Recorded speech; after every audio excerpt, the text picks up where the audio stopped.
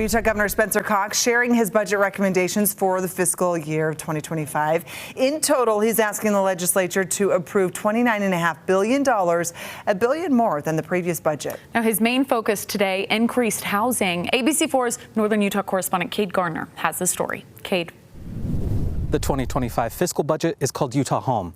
Governor Spencer Cox is making it clear that his priority is housing. Within the budget, there's a plan called the Utah First Homes program.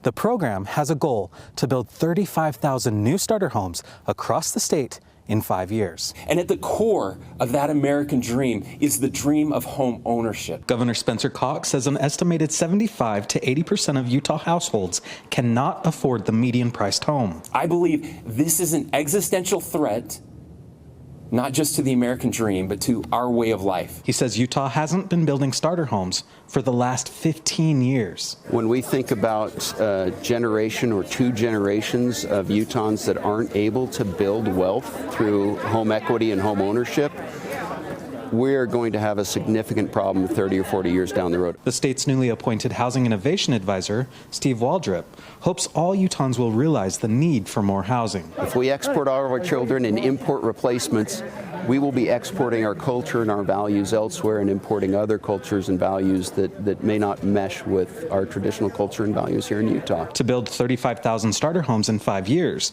the plan calls for $150 million.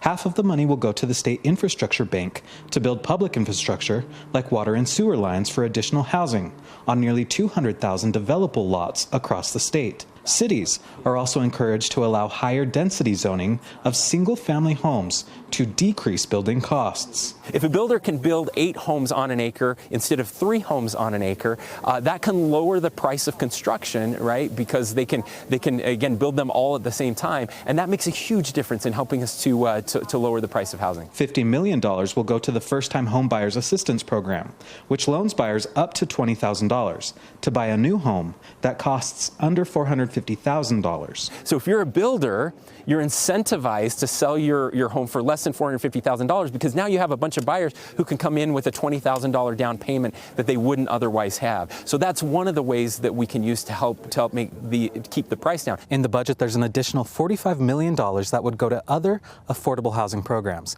Now, the governor says he hopes that as more of these starter homes are built across the state, the price will fall well below the $400,000 range. Reporting from West Haven, Cade Garner, ABC4 News.